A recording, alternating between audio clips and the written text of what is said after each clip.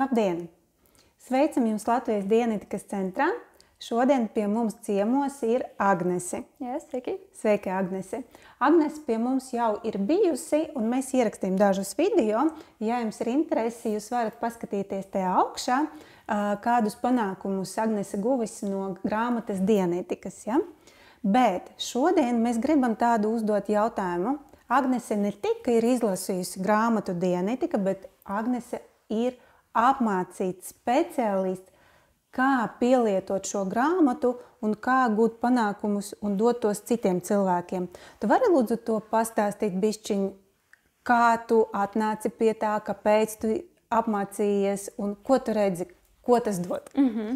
Jā, sāksim ar to, ka es pati biju gājusi uz diētikas semināru, kur tieši tiek pielietot šī tehnoloģija, un es gribēju paskatīties, kā viņa strādās. Ja? Es nebiju nekāds apmācīts speciālists, un tā es pat nezināju, kas tas tāds ir. Un tad šajā diētikas seminārā es ieraudzīju, kā var palīdzēt cilvēkiem pielietot šo tehnoloģiju. Jo viens no šiem uzdevumiem tur bija palīdzēt citam, ja? Pielietot šo tehnoloģiju, ko mēs tur iemācāmies, izlasam un pielietojam citam, ja, cilvēkam. Un tad es vienkārši ieraudzīju, cik cilvēks laimīgs ir, ja, kā viņam es esmu palīdzējusi, ja, tikt ar kaut kādu problēmu galā. Un man vienkārši iededzās acis, un man ļoti, ļoti sagribējās palīdzēt citiem. Tāpēc es arī devos uz mācībām, apmācīties šo profesiju, teiksim tā, ja.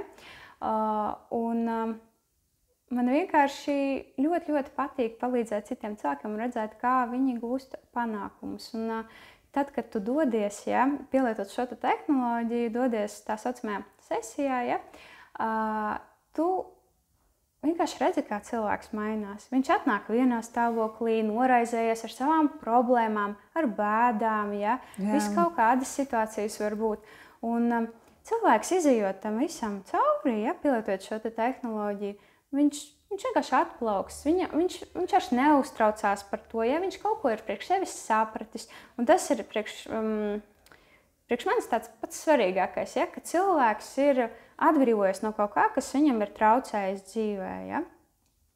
Ļoti bieži cilvēki nāk vienkārši bēdās kaut kādās, ja, vai arī cilvēkam ir kāds aizgājis, vai viņš ir izšķīries, ja, tādas attiecību problēmas. Jā. Ja, un ir ļoti patīkami redzēt, ka pēc šīs tehnoloģijas pielietošanas cilvēks priekš sevis varbūt kaut ko saprot, viņš vairs nebēdājas, viņš var iet tālāk dzīvē, ja, un ar pilnu enerģiju, ar pilnu spāru darboties, ja, viņam tas vairs netraucē. Un tas ir tas galvenais, kāpēc es to daru, ja, palīdzēt citiem cilvēkiem, būt vairāk enerģētiskākiem, ja, efektīvākiem, ja, un laimīgiem.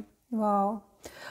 Man ir tāds jautājums, varbūt tu arī zini, es domāju, ka tu zini, ir tāds teiciens, ka laiks visu izārstē.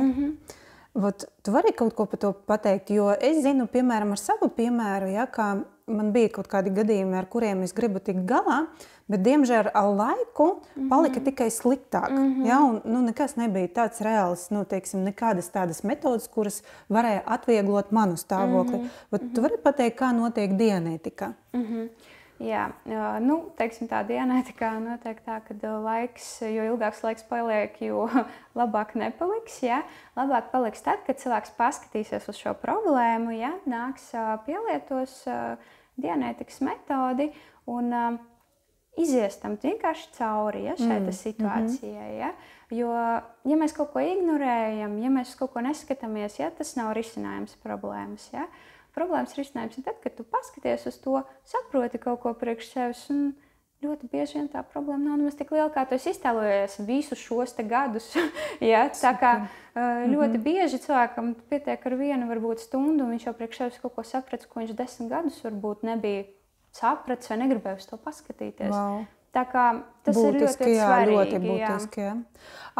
Vari vēl bišķiņ, varbūt nedrīkst tik daudz stāstīt vai tur par cilvēkiem, vai kas viņam konkrēti dzīve ir bijis, bet varbūt dažus gadījumus tu vari pastāstīt, ko tu redzēji. Piemēram, bija cilvēkam tāda situācija, un viņš bija tādā stāvoklī, un pēc diētikas metodas pielietošanas viņš paliek pavisam tur savādāks. Ir kaut kādi tādi gadījumi tev? Jā, ir, piemēram, cilvēks atnāk ar tādu zaudējumu sajūtu, viņam ir aizgājusi sieva, jā, nomirusi.